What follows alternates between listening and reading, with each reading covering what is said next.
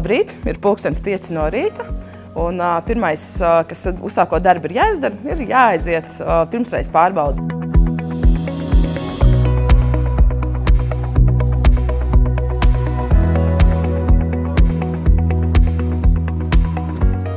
Paldies! Tagad paskatīsimies, kuros vedos mūsu trolejbusu stāv. Jā, no bildē sarakstīšu. Noteikti mēs ejam uz tramvaju sagatavot viņu darbībai.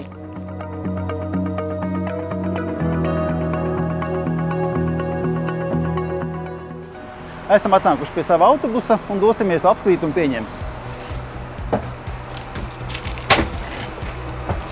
Pirms izbraukšanas mums ir svarīgi apskatīties, vai trolejbusam nav kādu defektu, kāds saskrāpēts stūrs vai vēl kaut kas, lai pēc tam beidzot maiņu, tad, lai nav nekādi pārpratumi nododot trolejbusu tālāk, un iesim uzlikt kontaktstieņus, pārbaudīsim oglītes. Šis būs mans vagons šodien, un tagad sagatavosim viņu darbībai. Nu ko, esam gatavi darbam, trolejbus mums strādā, viss ir kārtībā, un tad braucam ielās.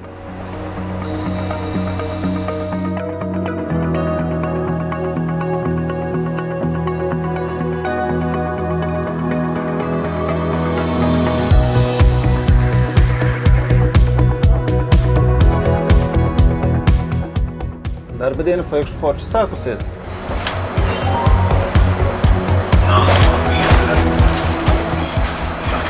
Man šodien pēc grafika ir ielikt divreiz diennieks. Tas nozīmē, es atnāku no rīta, un kad ir lielāka tāda cilvēku plūsma, tad es izvadāju cilvēkus, atgriežos atpakaļ depo, un tad man ir brīvs laiks, un tad es atgriežos atkal pēcpusdienā, apbraucu dažus apļus un atgriežos atpakaļ depo. Strādāju Rīgas satiksmē par trolejbusu vadītāju jau aptuveni 4 gadus. Pārsvarā strādāja rītmaiņas, kas sākās agri no rīta, 3–4 sanāk celties, beidzu darbu ap 2–3 pēcpusdienā. Vadītāja darbs nav garlaicīgs, jo tāpēc, ka neviena diena nav vienāda.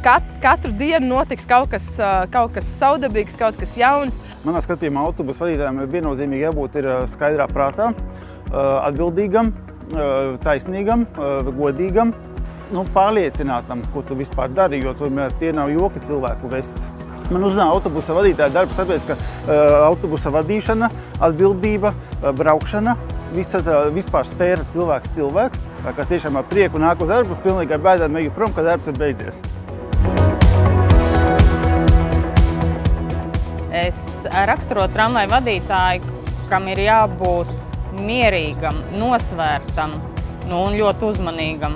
Galvenais ir, lai ir labs garastāvoklis. Tu nedrīksti nākt uz darbu sliktā garastāvoklī, jo tad būs diena vienkārši pa galam. Sveiki, mani sauc Mārtiņš, esmu trolejbusu vadītājs. Šodien esmu atnācis strādāt 2. maiņu. Atnākot uz maiņu, mēs iepūšam stacionārajā alkometrā, un tad mēs gaidām 2. maiņas vadītāju.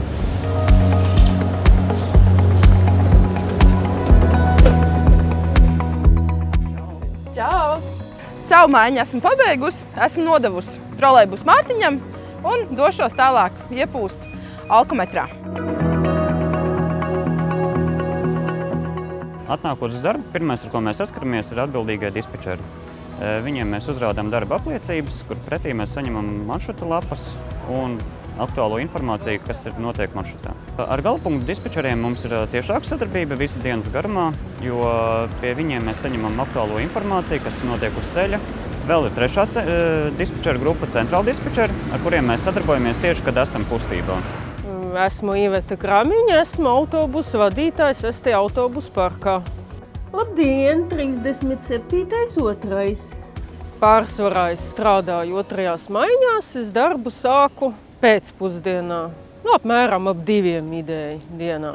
Rīgas satiksmē man tiešām patīk strādāt. Man tūlīt būs 10 gadi, kopš es šeit esmu strādājusi. Man tas liekas, kā, ja neviena diena, tad tā kā es būtu mēnesi tikai strādājusi. Jo katru dienu kaut kas mainās, kaut kas ir savādāk. Labrīt, nokāpa dzīvi. Ļoti labi. No ko varam braukt? Tramvajs ir nodots, viss ir kārtībā, dokumenti pieņemti, ejam tālāk pie dispečera un iepūst trubiņā.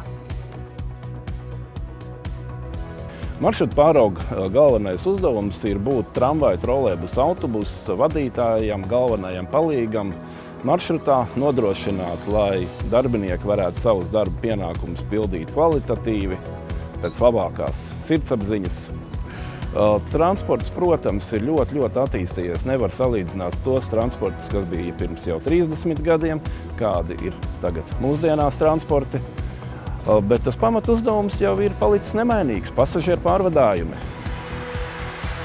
Darbs pie stūres ir ļoti dinamisks un interesants. Visu laiku esmu uzmanības centrā. Es kā sieviete autobusu vadītāja esmu novērojis, ka reizēm vēl joprojām kādam varbūt ir stereotipi par to, ka sieviete pie stūres vai vēl jau vairāk brauc tādu lielu autobusu.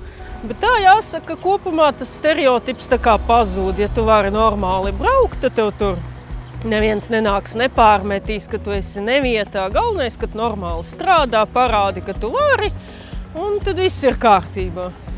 No rītiem es redzu, kā, piemēram, cilvēki brauc ar sabiedrisko transportu, tādi vēl nevisai pamodušies, bet es jau varu smaidīt viņiem. Un vakaros atkal es redzu, kā visi brauc no ballītēm un palīdz nokļūt mājās. Manuprāt, tai lielākajai īpašībai, kam vajadzētu piemist, ir pacietībai un iecietībai gan pret pasažieriem, gan pret citiem autovadītājiem. Nepazaudēt kaut kādu to savu empātiju pret apkārtējiem. Tikai tas pozitīvākais. Tā kā un smaids ar smaidu, tā kā super. Man paldies Dievam, nekādi incidenti nav, tā kā es tikai pa pozitīvo. Mani pasažieri paši labākie.